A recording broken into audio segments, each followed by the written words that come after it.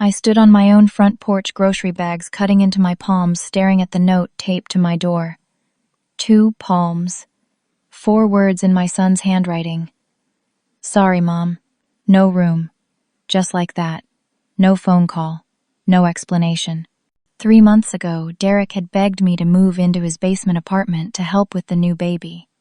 I'd packed half my life into boxes, told everyone I was leaving. And now this. A rejection on notebook paper fluttering in the November wind like it meant nothing. Like I meant nothing. I dropped the grocery bags on the kitchen counter, milk and eggs forgotten. My hands were shaking so badly I could barely unlock my phone. I called Derek's number, straight to voicemail. His voice, bright and cheerful on the recording, felt like a mockery. This is Derek Patterson. Leave a message and I'll get back to you. I tried again and again. 5 calls in 2 hours. Each one went unanswered. Finally, I texted Derek, please call me. I don't understand the note. The message showed read within 30 seconds. But no reply came. No 3 dots indicating he was typing. Nothing. I tried his wife next.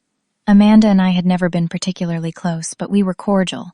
We'd shared baby shower punch and compared recipes. When I called her number, the phone didn't even ring. Just a message.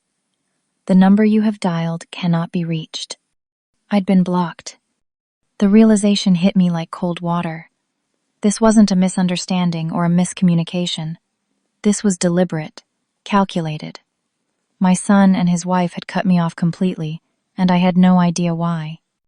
3 months ago felt like a lifetime now. Derek had shown up at my door on a Saturday morning in August, before the baby arrived. He'd hugged me tight and said, Mom, I need to talk to you about something important. We sat at my kitchen table, the same table where I'd fed him breakfast for 18 years, and he explained his plan. Amanda was pregnant with their first child. They'd been looking at their finances and realized childcare would cost more than Amanda's salary as a dental hygienist. What if I moved in with them? They had a basement apartment with a separate entrance, a small kitchenette, a bathroom. I could help with the baby, and they'd cover my utilities. I'd still have my Social Security and pension. It made perfect sense.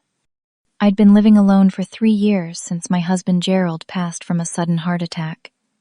The silence in my house had grown heavier each month. The idea of being near family again, of holding a grandchild, of having purpose beyond my Tuesday book club and Sunday church services, felt like a lifeline. I said yes immediately. Over the following weeks, I'd started preparing.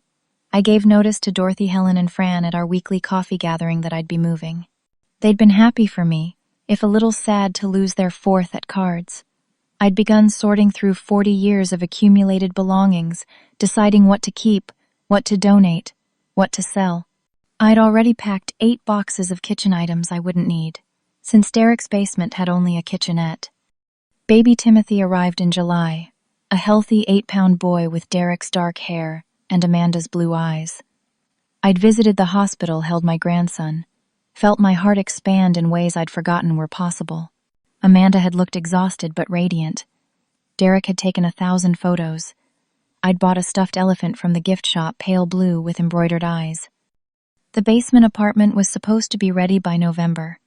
Derek had texted me 2 weeks ago. Few more touches and it'll be perfect, Mom. Can't wait to have you here. And now this note. I sat at my kitchen table as evening fell, my phone silent beside me. I tried calling one more time from my landline, the old rotary phone Gerald had insisted on keeping. Derek answered on the first ring. Hello. His voice was frantic, breathless. Derek, it's Mom. The line went dead immediately. The dial tone hummed in my ear like an insult. That's when I understood. He wasn't avoiding calls. He was avoiding me. Specifically me. I made my decision in that moment. If my son didn't want me, I wouldn't force myself into his life. I had my pride, even if I had nothing else. I'd sell this house, the one Gerald and I had bought as newlyweds, the one where I'd raised Derek, the one filled with 42 years of memories. I'd move away, start over. Gerald's sister Patricia lived in Tucson. She'd been inviting me to visit for years. Maybe it was time. I stood and began packing in earnest. Not to move to Derek's house, to leave everything behind. Box after box. I wrapped dishes in newspaper-folded linens, sorted through photograph albums. Each item felt heavier than it should. The coffee mug Gerald always used. Derek's baby shoes, bronze cast and bookending my shelf. Our wedding china used only on holidays. I packed through the night, methodically dismantling my life. At 2 a.m, exhausted and hollow, I checked my phone one last time. I noticed something that made my stomach drop. When I tried to send Derek a text, it wouldn't deliver. Just a small red exclamation point and the word failed. He'd blocked my number entirely. I couldn't even leave him a voicemail. I tested my theory. Using my landline again, I called his number. He answered immediately, voice tense. Hello. I didn't say anything, just listened to him breathe. Hello. Who is this? Panic edged his tone. I whispered, Derek, it's Mom. He hung up so fast I barely finished the sentence. The rejection was complete. My son didn't just want space. He wanted me erased. I returned to packing with tears streaming down my face, wrapping each dish with shaking hands, sealing each box like I was sealing away my old life. Wednesday morning arrived cold and gray. I hadn't slept. At 8 o'clock, I called Rachel Montgomery, a realtor I knew from church. Rachel had sold 3 houses on my street in the past 2 years. She had a reputation for efficiency and discretion. Stella, how lovely to hear from you. What can I do for you? I need to sell my house, Rachel. Quickly. There was a pause. Oh, I thought you were moving in with Derek and Amanda. Didn't you mention that at the fall bazaar? I'd forgotten I'd told her. Change of plans, I said, keeping my voice steady. I'm moving to Arizona instead. Fresh start. Arizona. Well, that's exciting. When would you like to list? Today, if possible. Another pause, longer this time. Stella, are you sure? This seems sudden. I'm sure. Rachel arrived at my house by 10 o'clock with her camera and paperwork. She walked through each room, taking notes, snapping photos. The house looked bare already, with half my belongings in boxes. She quoted me a price that seemed low. The market's competitive right now, she explained. If you want a quick sale, we should price it aggressively, below market value. You'll get multiple offers within a week. I agreed to everything. By Thursday afternoon, my house was listed online with professional photos and a description that made it sound more charming than it felt. Friday morning, I met Dorothy, Helen, and Fran at our usual coffee shop, a small place downtown called Martha's Kitchen. We'd been meeting there every Friday for 6 years. They knew something was wrong the moment they saw my face. Stella, honey, you look exhausted, Helen said, reaching across the table to squeeze my hand. Helen was 73, a retired nurse with eyes that missed nothing. I'm fine, just busy with the move. To Derek's, Fran asked. Fran was the youngest of our group at 62, a former teacher who still volunteered at the elementary school. No, actually I'm moving to Arizona, to be near Gerald's sister. The 3 of them stared at me. Arizona, Dorothy's voice rose. Dorothy was 68, a widow, like me, sharp as a tack. What happened to Derek's basement apartment? It didn't work out. Just a change of plans. I could see they didn't believe me, but they were kind enough not to push. We talked about other things. Dorothy's daughter was getting divorced. Helen's cat needed surgery. Fran's granddaughter made the honor roll. Normal problems. Solvable problems. By the weekend, I had 3 offers on my house, all of them close to asking price. Rachel called Saturday morning, breathless with excitement. Stella, this is fantastic. You can choose whichever offer feels right. When would you like to close? As soon as possible. We can probably do 3 weeks. Is that fast enough? Perfect. Sunday after church, I stopped at the grocery store for milk and bread. I was standing in the dairy aisle when I heard a familiar voice behind me. Stella. I turned to find Amanda's mother, Carolyn Bennett. I'd met her at the baby shower, a polished woman in her late 60s with perfectly styled silver hair and expensive jewelry. She'd been pleasant enough then, if a bit formal. Now her face was cold as stone. "Hello, Carolyn. How's Timothy doing?" "He's fine." She started to push her cart past me. "Carolyn, wait. I was hoping you might know what's going on with Derek and Amanda. I haven't been able to reach them." She stopped and turned slowly. "I think you should respect their boundaries, Stella. Amanda told me what you did." My heart started pounding. What I did, I don't understand. Carolyn's lips pressed into a thin line. "Playing innocent doesn't suit you. My daughter trusted you, and you betrayed that trust. Stay away from them. Stay away from Timothy." She walked away before I could respond, her heels clicking on the linoleum floor. I stood frozen between the milk and the yogurt, my mind racing. What did she mean? What had I supposedly done? By Monday afternoon, I couldn't take it anymore. I had to know what was happening. I drove to Derek's house 45 minutes on the highway to a newer subdivision with identical 2-story homes and manicured lawns. I'd visited 3 times since Timothy was born. The basement apartment I was supposed to move into had a separate entrance around the back, but I'd never actually seen it finished. I parked across the street and sat in my car for 2 hours trying to gather courage. Derek's sedan was in the driveway. Someone was home. Finally, at 4 o'clock, I forced myself to walk to the front door. I rang the doorbell and waited. Amanda answered with Timothy in her arms. The baby had grown so much in the 4 months since I'd last seen him. He was bigger, his hair thicker, his eyes more alert. He looked healthy and beautiful. Amanda's face hardened the instant she saw me. "What are you doing here?" Her voice was ice. "Amanda, please. I just need to understand what's happening. Derek left me a note saying there was no room, but I don't know why. Did I do something wrong?" Amanda's eyes narrowed. "I told Derek you'd show up. You can't respect a simple boundary, can you? We said no room. That means no contact." "But I don't understand what I did." After what you said about Timothy, Amanda's voice rose sharp enough that a neighbor looked over from their yard. "After you called him damaged and said we should have waited for a perfect baby, you really think we'd let you near him?" The words hit me like a physical blow. "What, I never said that. I would never say that." "Don't lie to me. My mother was there. My sister was there. They heard you." "Amanda, I swear to you, I never said anything like that. Timothy is perfect. I've never thought anything else." "Get off my property." Amanda's voice shook. "If you come back, I'm calling the police." She slammed the door so hard the wreath rattled. I stood on the porch stunned, unable to move. Through the front window, I could see Derek standing in the hallway behind where Amanda had been. He'd heard everything.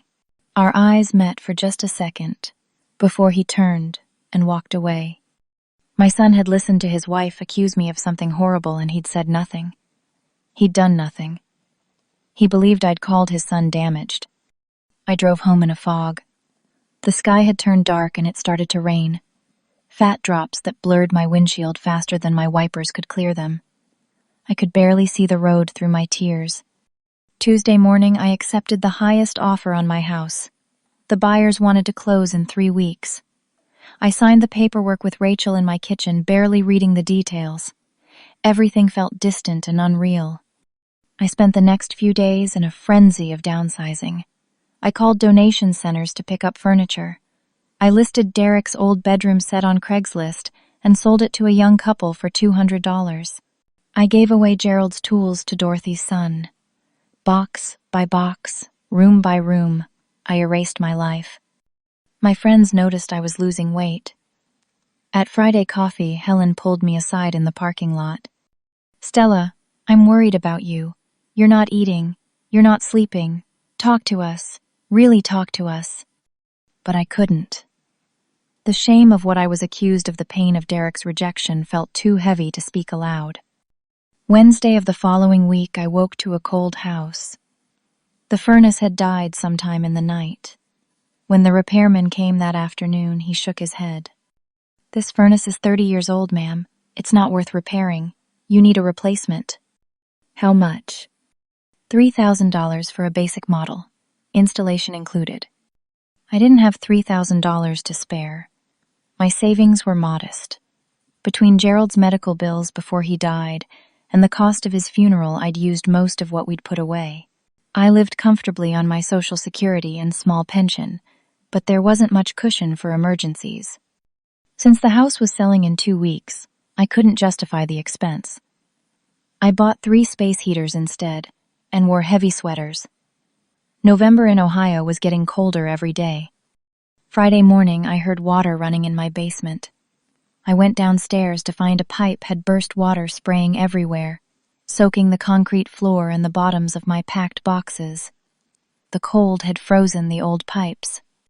The plumber came within an hour, shut off the water, and replaced the damaged section. $2,000, he said apologetically. Had to replace a lot of pipe. The cold got to them. $2,000 I didn't have. I wrote the check anyway, watching my savings account dwindle to almost nothing. Some of my packed boxes were ruined, their contents waterlogged and unsalvageable. Photo albums, old letters, Gerald's collection of vinyl records. Saturday morning, I woke with crushing pain in my chest. It felt like an elephant sitting on my rib cage. I couldn't breathe properly, couldn't catch my breath. I managed to call Dorothy. She arrived within 10 minutes and found me clutching my chest on the couch. We're going to the hospital, now. At the emergency room, they ran an EKG, took blood, did chest x-rays. Hours passed in a blur of tests and waiting. Finally, a young doctor came to talk to me. Mrs. Patterson, you're not having a heart attack, but your blood pressure is dangerously high and you're showing signs of severe stress-induced angina. Your body is under tremendous strain. What's going on in your life right now? I couldn't answer, just shook my head. I'm admitting you overnight for observation. We need to get your blood pressure under control. But Mrs. Patterson, whatever stress you're under, it needs to stop. Your body can't take much more. They kept me in a quiet room overnight. Dorothy stayed with me until visiting hours ended. Before she left, she did something I didn't expect. She picked up my phone from the bedside table. I'm calling Derek. He needs to know his mother is in the hospital. Dorothy, no, please. But she'd already dialed from my phone, knowing he'd blocked my number but not hers. Derek, this is Dorothy Chen, your mother's friend. Your mother is in the hospital with chest pains and dangerously high blood pressure. I thought you should know. I couldn't hear what Derek said, but Dorothy's face hardened. Fine. I'll tell her you were informed. She hung up and sat back down beside my bed. He said thank you for letting him know. That was all. Thank you for letting him know. Sunday morning, a nurse came to check my blood pressure. My door was open to the hallway. I heard a familiar voice at the nurse's station. I'm here to make sure you don't give my mother any information about my family. She's been harassing us and we're considering a restraining order. If she asks you to contact me again, please refuse. Derek's voice. My son's voice talking about me like I was a dangerous stranger. The nurse's response was quiet, uncomfortable. Sir, we can't discuss patient information, but I'll note your concerns.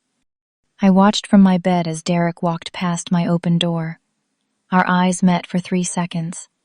His face was cold, empty. Then he kept walking, his footsteps echoing down the hall until they disappeared. A restraining order.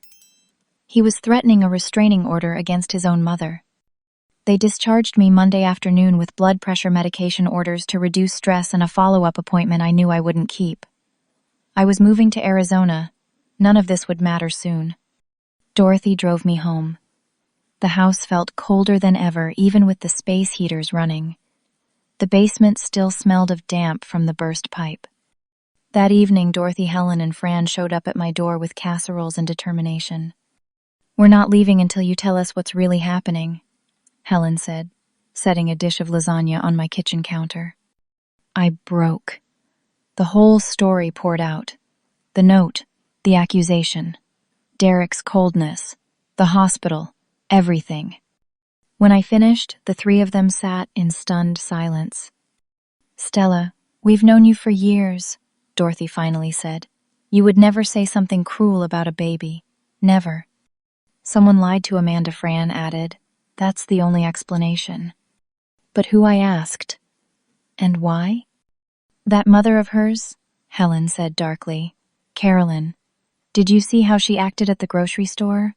Something's not right there. Tuesday morning, I borrowed Dorothy's phone and called Derek. He answered on the third ring. Hello. Derek, don't hang up.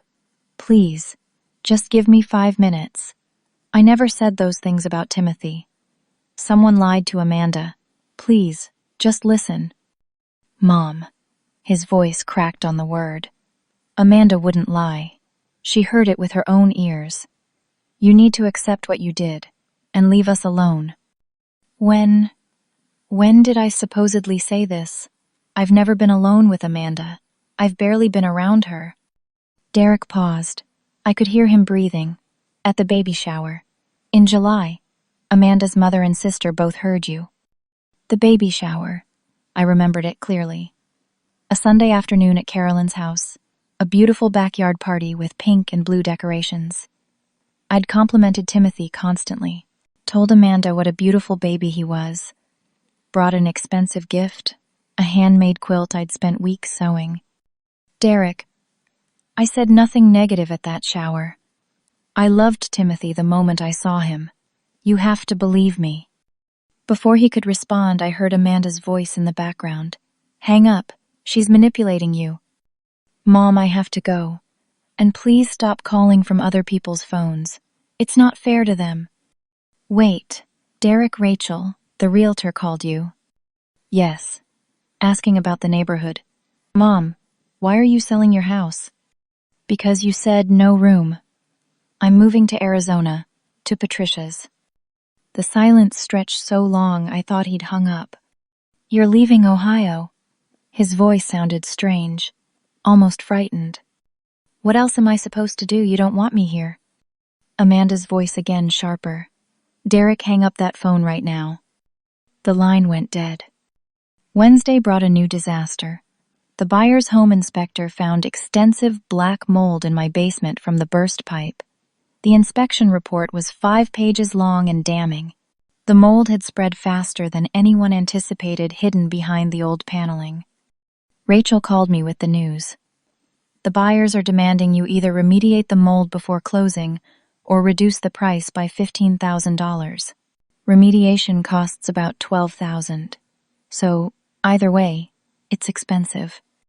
I don't have $12,000. Then we'll have to reduce the price. But Stella, this also means we need to delay closing by 2 weeks while we renegotiate. $15,000 gone. Most of my profit from the sale vanished. I'd counted on that money to start over in Arizona, to rent an apartment to have a cushion. Now I'd have almost nothing. Thursday morning, a certified letter arrived. I signed for it with shaking hands and opened it at my kitchen table.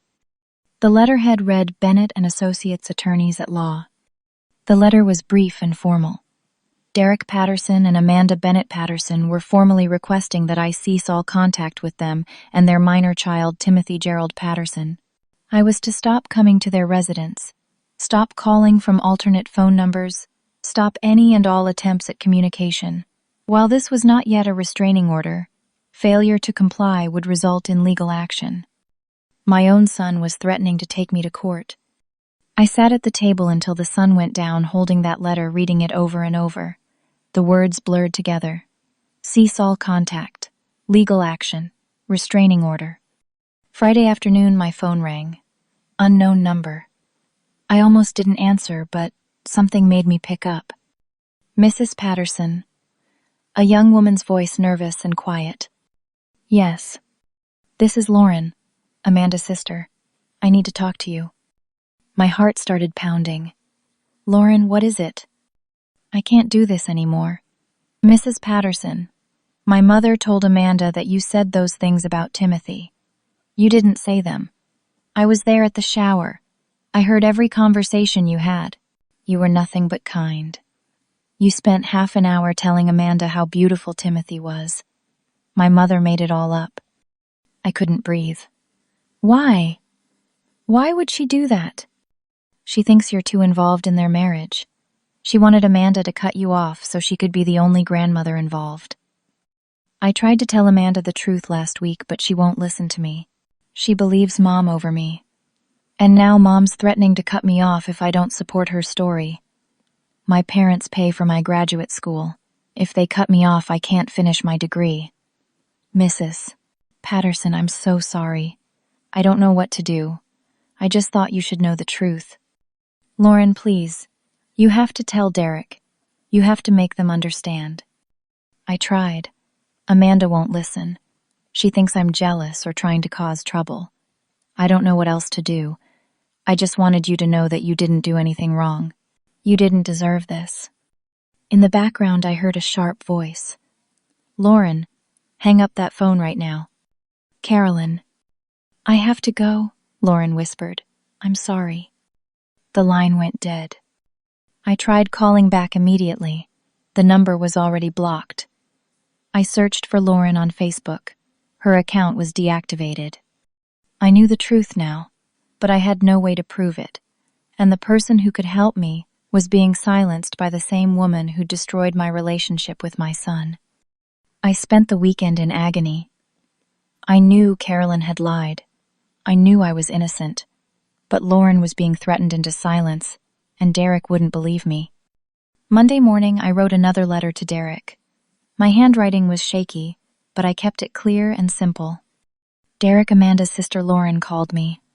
She told me your mother-in-law made up the story about me insulting Timothy. I never said those things. Carolyn lied because she wanted to be the only grandmother in Timothy's life. Please, I'm begging you, talk to Lauren. Ask her yourself. She was there. She heard everything. I love you. I love Timothy. I would never hurt either of you. Please believe me. Mom. I sent it certified mail again. Derek signed for it on Tuesday. I know because the tracking showed delivery. He never responded. Tuesday night, my phone rang at 3 a.m. I jolted awake, heart racing. Derek's name on the screen. Derek, hello. The line was silent. Then it disconnected. At 3:15, he called again. Silence. Disconnect. 3:30, again, silence. I stopped answering after the 5th call, but the calls kept coming. 20 calls between 3 and 6 in the morning. Each time silence on the other end. Each time he hung up without speaking. I thought maybe he was drunk, or pocket dialing me, or calling in his sleep. None of it made sense. Wednesday morning brought more bad news. The buyers who'd agreed to purchase my house despite the mold had their financing fall through. The deal was dead. The house was back on market, but now it carried a disclosure about the mold issue. Rachel called to explain. This happens sometimes, Stella. We'll find another buyer, but I have to be honest with you. With the mold disclosure, it might take a few months, maybe longer. Months. I'd already arranged everything. I'd told Patricia I was coming to Tucson. I'd given my notice, started packing. Now I had no buyer, no timeline, and no plan. I'm sorry. Real estate can be unpredictable. Thursday night, the calls from Derek started again. 3 a.m. 4 calls in the first hour. Then 10 more by 5. Then 20 more by 6. My phone buzzed, constantly, screen lighting up over and over with his name. I turned off the ringer but couldn't bring myself to block him. He was my son. What if something was really wrong? Friday and Saturday the calls continued, always in the early morning hours, always silent, always ending in a disconnect. By Saturday night I had 80 missed calls from Derek. Dorothy came over Sunday afternoon and saw my phone. Stella, this is harassment. You need to call the police. He's my son. He's tormenting you. This isn't healthy. I can't report my own son to the police. Then at least block his number. But I couldn't. Some desperate, foolish part of me thought maybe he was trying to reach out. Maybe he wanted to talk, but couldn't bring himself to speak. Maybe he was as lost as I was. Sunday morning at 4:30, my doorbell rang. Not a knock. The doorbell pressed over and over, urgent and frantic. I grabbed my robe, terrified. Who would be at my door in the middle of the night? I looked through the peephole and saw Derek standing on my porch, wild-eyed and disheveled. He was holding Timothy, and the baby was screaming. Derek pounded on the door. "Mom, MOM, open up. Please, I need help." I threw open the door. Derek practically fell into my arms, still holding Timothy. My son was sobbing, his face wet with tears, his clothes rumpled like he'd been wearing them for days. "Timothy won't stop crying. He's been crying for 11 hours straight. Amanda left. She just left 3 days ago. Said she couldn't do this anymore. I don't know what to do. He won't eat. Please, Mom. I know I don't deserve it. But please help me. Please." Timothy's screams pierced the quiet morning. I took the baby from Derek's arms and immediately felt the heat radiating from his tiny body. "Derek, he has a fever, a high fever. Feel him." Derek touched Timothy's forehead and his face went white. Oh God, what do I do? I grabbed my phone and felt Timothy's forehead again. His skin was burning. This wasn't just crying. This was a sick baby. A very sick baby. "We need to go to the emergency room, right now." I ran to my bedroom, threw on clothes over my nightgown, grabbed my purse. Derek stood in my living room, frozen, holding Timothy, both of them crying. "Derek, get to your car. Now. I'm coming with you." We rushed to his sedan in the pre-dawn darkness. I sat in the back with Timothy, while Derek drove, his hands shaking on the wheel. The baby's screams had turned to weak whimpers. That scared me more than the crying. At the emergency room, nurses took Timothy immediately. They checked his temperature, 104.6 degrees. They started asking Derek questions. When did the fever start? How long had he been crying? Any other symptoms? Derek couldn't answer coherently. "I don't know. Yesterday, the day before, he's just been crying. Amanda usually handles this stuff. I don't know." They admitted Timothy immediately, started an IV, began running tests. Derek and I sat in a small room while doctors examined our grandson. My grandson. I'd almost lost the chance to be here for him. 2 hours later, a doctor came to talk to us. She was young, maybe 35, with tired eyes. "Timothy has a severe bilateral ear infection that spread to the mastoid bone. If you'd waited another day, we'd be looking at potential meningitis. He needs IV antibiotics immediately. We're admitting him for at least 48 hours. Derek's face crumpled. "I almost killed my own son." "No," the doctor said firmly. "You brought him in. He's going to be fine. But ear infections in infants can be tricky. They can't tell you what hurts, so you have to watch for signs. Persistent crying, fever, pulling at ears." "Has he been to his pediatrician recently?" "I don't know," Derek whispered. "Amanda handles the appointments." The doctor's expression shifted slightly. "Where is the baby's mother?" "She left," Derek said. 3 days ago." The doctor nodded slowly. "I see. We'll get Timothy stable. You both can stay with him." They moved Timothy to a pediatric room. The IV antibiotics started dripping into his tiny arm. He finally stopped crying and fell into an exhausted sleep. Derek collapsed into the chair beside the crib and put his head in his hands. We sat in silence for a long time. The sun came up outside the window. Nurses came and went, checking monitors, adjusting the IV. Timothy slept on his little chest, rising and falling. Finally, Derek spoke. "Mom, I'm so sorry." I didn't say anything, just waited. "Amanda's been sick, not physically, in her mind. Postpartum depression, I think. It started a few weeks after Timothy was born. She stopped sleeping, stopped eating. She'd cry for hours. She stopped wanting to hold Timothy. Would just put him in his crib and walk away." Derek's voice shook. Her mother kept telling her it was normal, that all new mothers feel overwhelmed. But it wasn't normal, Mom. She got worse. She started saying things that scared me. That she was a bad mother. That Timothy would be better off without her. That we'd all be better off.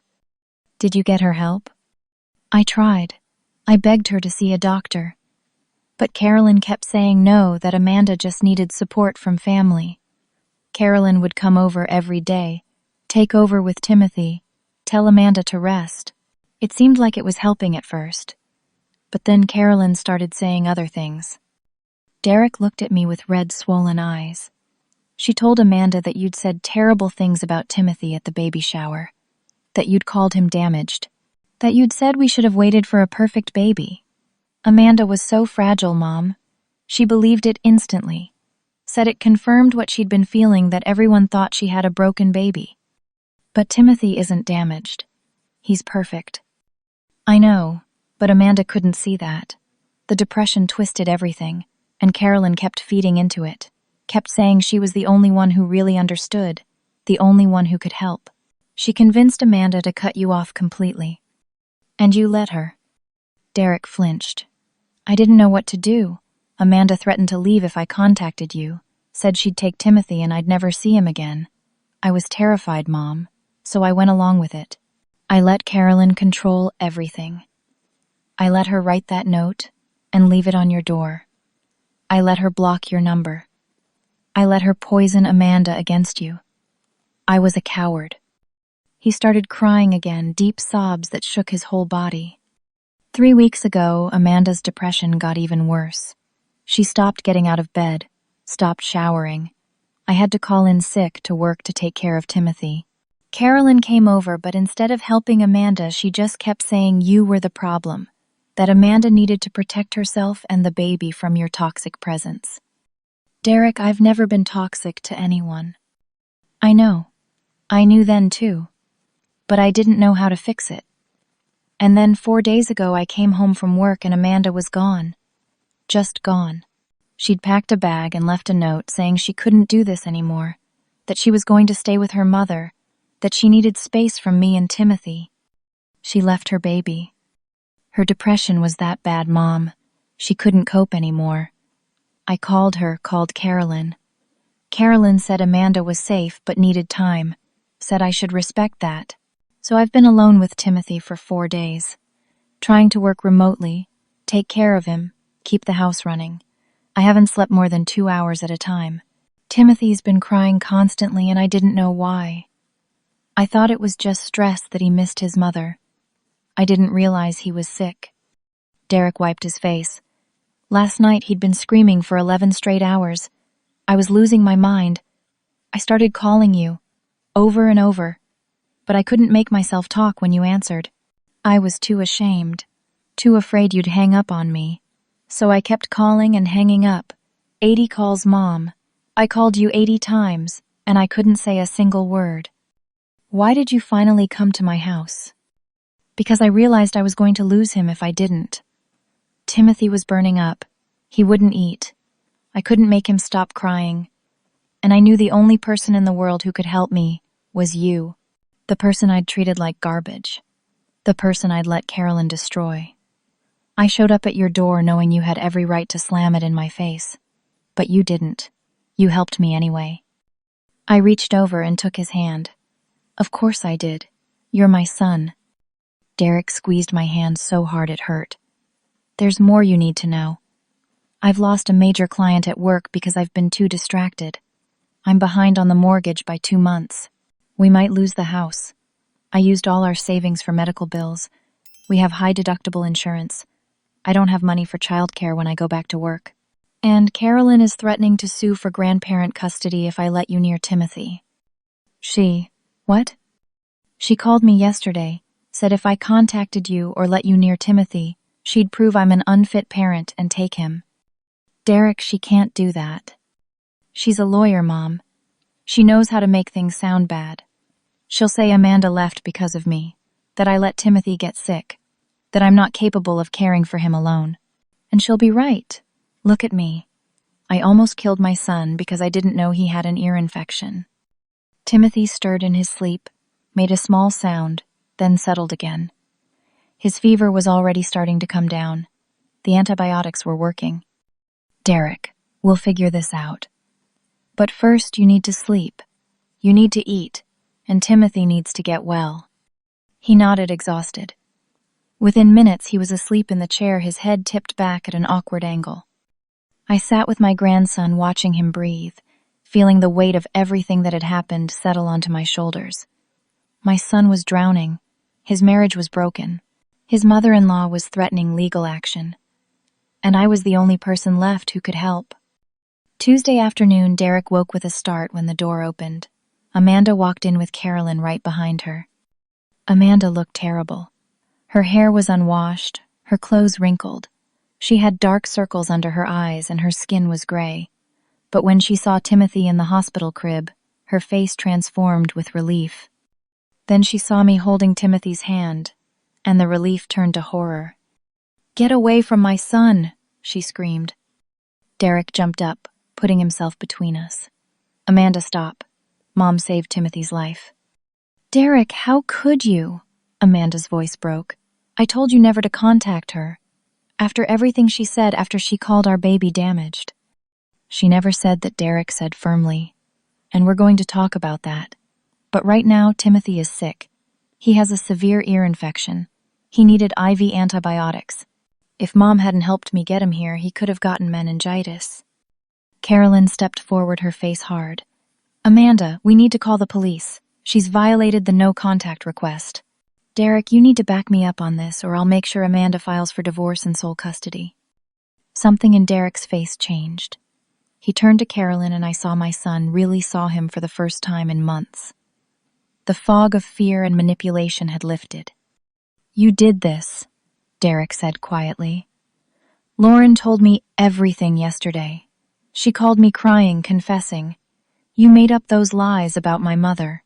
You told Amanda that Mom had insulted Timothy because you wanted to be the only grandmother involved. You manipulated your own daughter when she was at her most vulnerable. You destroyed our family because of your own need for control." Amanda's face went white.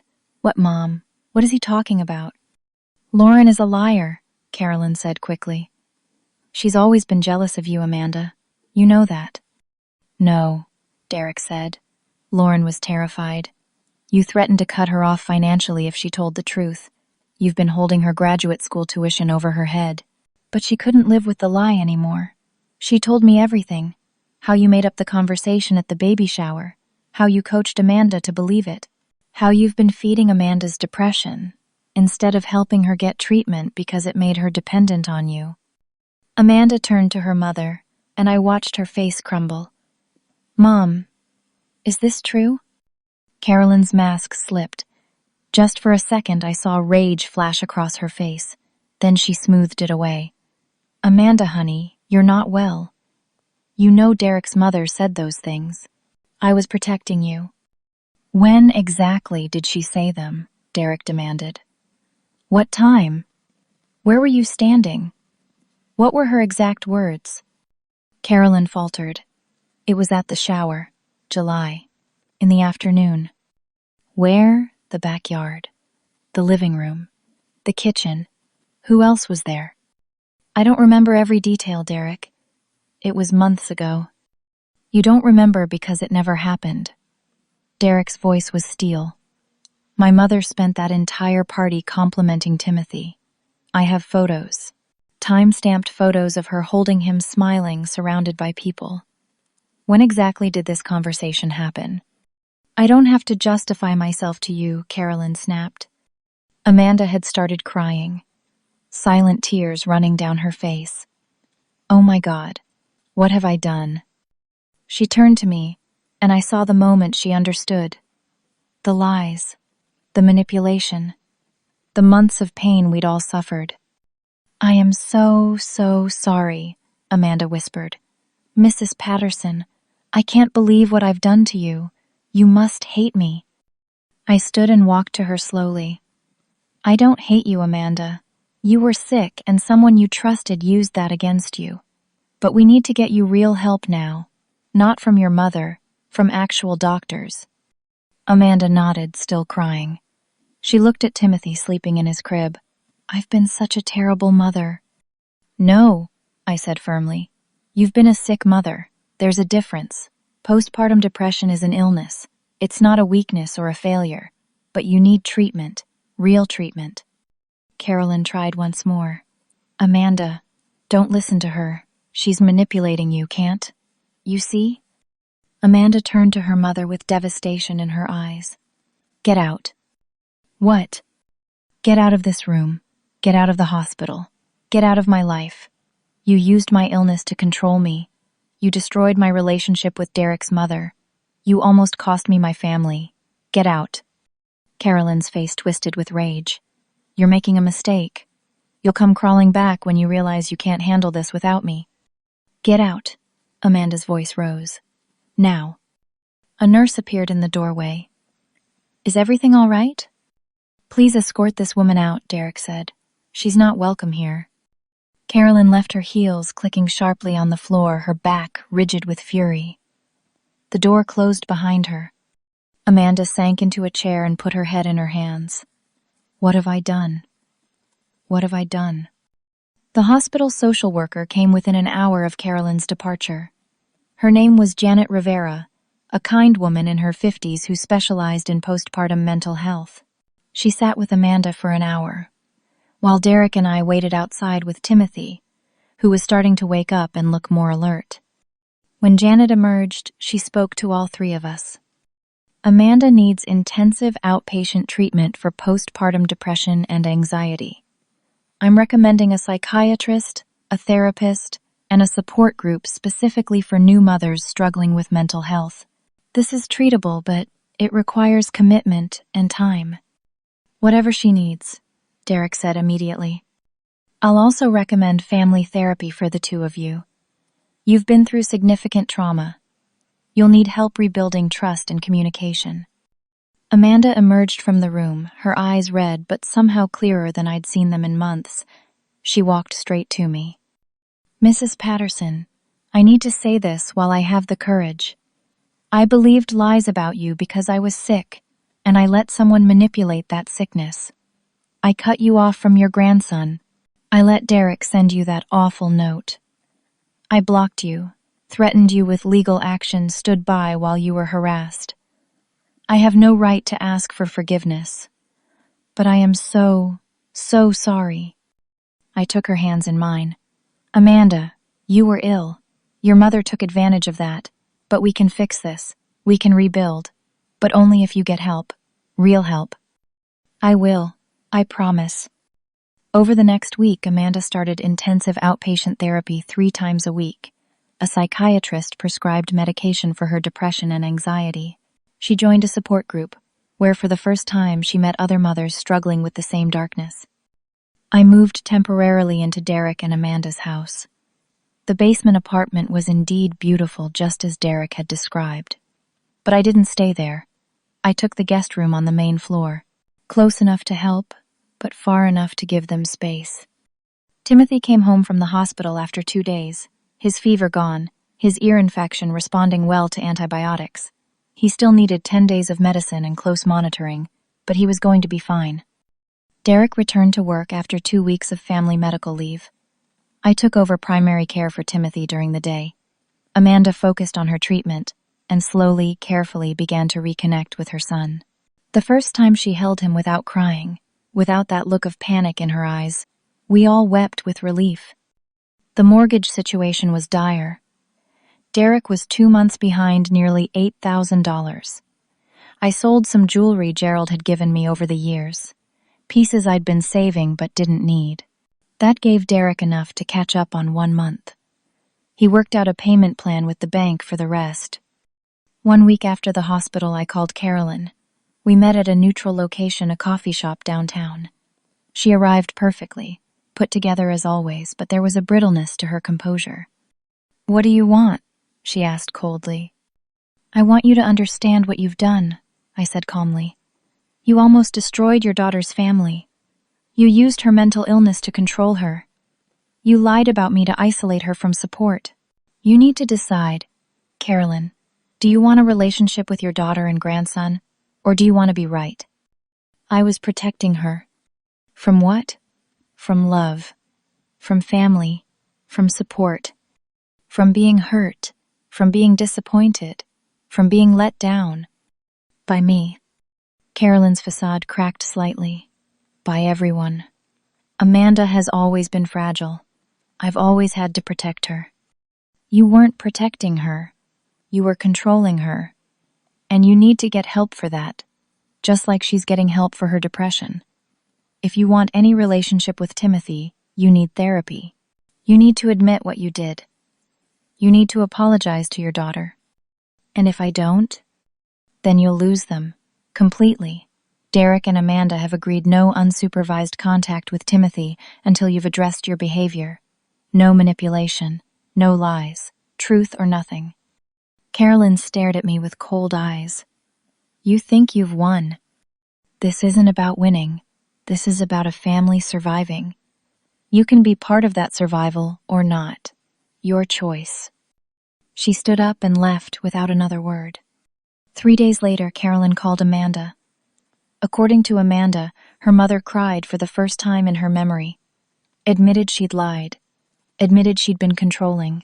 Said she was scared of losing her daughter, so she tried to make Amanda dependent on her. It wasn't a full apology. It wasn't complete accountability. But it was a start. Carolyn began seeing a therapist. She sent me a brief letter. I was wrong. I'm sorry. 3 words. Not much, but something. The path to rebuilding trust would take years. Supervised visits with Timothy only. Family therapy sessions. Boundaries strictly enforced. But at least there was a path now. As for my house, I took it off the market. Had the mold professionally remediated with a loan from my credit union. Replaced the furnace. Fixed the burst pipes properly. The house was mine. Free and clear. Except for the small loan I'd pay off over 2 years. I wasn't leaving after all. I rented a small apartment 10 minutes from Derek and Amanda. Close enough to help, far enough to maintain my independence. I still visited 3 times a week to care for Timothy.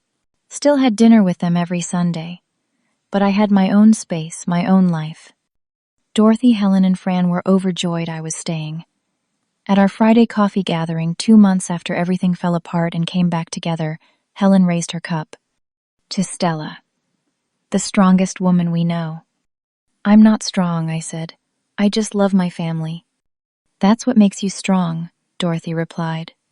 3 months after that horrible morning when Derek showed up at my door, we gathered at their house for Sunday dinner.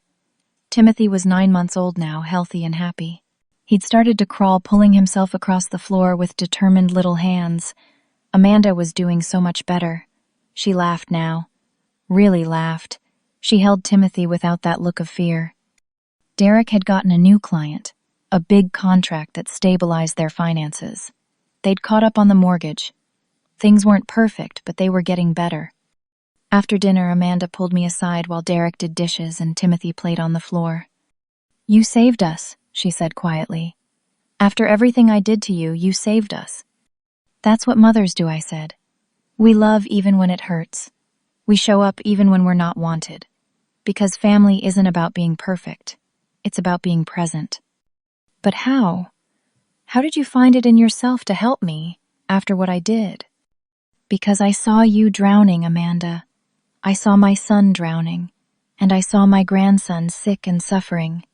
None of that was about me or my hurt feelings. It was about people I love who needed help. She hugged me then tight and fierce. I'm going to spend the rest of my life making this up to you. You don't have to make anything up to me. Just get well. Just love your family. That's enough. That evening back in my apartment, I sat in my favorite chair with a photo album. I added a new picture, me holding Timothy at his 9-month checkup, both of us grinning at the camera. I looked at the progression of photos. The ones from before Gerald died. The ones of Derek growing up. The gap where months of pain had lived. And now, new photos. New memories. A family rebuilding itself. I thought about that note Derek had left on my door. Sorry, Mom, no room. 4 words that had shattered my world. But there had been room. Not in a basement apartment, not in a physical space, but in the only place that mattered, in the willingness to forgive, to fight, to love, through the hardest moments. Derek's 80 missed calls hadn't just been cries for help. They'd been apologies his shame wouldn't let him speak. And when I'd opened that door at 4:30 in the morning, I hadn't just been saving my grandson's life. I'd been saving my family. I learned something through all of this. I learned that sometimes the people who hurt us the most are themselves in the most pain. I learned that being strong doesn't mean not feeling hurt. It means loving through the hurt. I learned that the truth always surfaces no matter how deeply someone tries to bury it. And I learned that no room can become all the room in the world when pride gives way to love. My son's 80 missed calls were more than desperation. They were the sound of a man trying to find his way back to the person who'd always loved him, even when he didn't deserve it. They were the sound of shame and fear and finally hope. When I opened that door and saw Derek holding Timothy, I had a choice. I could have turned them away. I could have let my hurt feelings win. I could have said, "You made your choice now. Live with it." But that's not what mothers do. We throw the lifeline even when we're drowning ourselves. We offer shelter even when our own house is falling down. We love because that's what we do, not because it's earned or deserved, but because it's who we are. That morning, with Derek sobbing on my porch and Timothy burning with fever, I didn't think about the note. I didn't think about the blocked phone calls or the legal threats or the months of pain. I just thought my family needs me. And I showed up. Because sometimes showing up is the bravest thing you can do. Sometimes loving someone who's pushed you away is the strongest stand you can take. Sometimes forgiveness isn't about forgetting or excusing. It's about choosing connection over isolation, healing over hurt family, over pride. That's what I learned. That's what I want you to understand. When someone you love is drowning, you don't ask if they deserve saving. You just reach out your hand and pull them to shore. Then you stand with them while they learn to breathe again. My house that I almost sold, the one I'd packed up and prepared to leave, became my home again. But it means something different now. It's not just the place where I raised Derek or where Gerald and I built our life. It's the place I return to after nearly losing everything stronger and more certain of what matters. Room isn't about square footage or basement apartments. It's about the capacity of the human heart to hold pain and love at the same time. To be hurt and still show up. To be betrayed and still offer grace. There was room all along. I just had to be brave enough to keep it open. So I want to ask you something. Have you ever been in a situation where someone you loved pushed you away but you knew they were really crying out for help? How did you handle it? Did you walk away to protect yourself? Or did you find a way to reach out despite the hurt? Family relationships can be so complicated, especially when mental illness or manipulation is involved. Sometimes the hardest thing is knowing when to hold on and when to let go. I'd love to hear your thoughts in the comments below. If this story touched your heart, please consider giving it a like. It helps others find these stories when they need them most. And if you haven't already, please subscribe to this channel. Every week I share stories about real people facing real challenges, stories about resilience and hope, and the complicated beauty of human relationships. Share this story with someone who might need to hear it. Maybe someone who's struggling with a difficult family situation. Maybe someone who needs to remember that love can survive even the deepest wounds. Maybe someone who just needs to know they're not alone. Thank you for listening to my story. Thank you for being here, for being part of this community. I hope that wherever you are in your own journey, you find the strength to keep your door open for the people you love even when it's hard, especially when it's hard. May you always have room in your heart for forgiveness. May you always find the courage to show up. And may you always remember that the deepest connections are forged not in perfect moments, but in the messy, painful, beautiful work of loving, imperfect people. Take care of yourselves. Take care of each other. And remember, there's always room for love if we're brave enough to make space for it.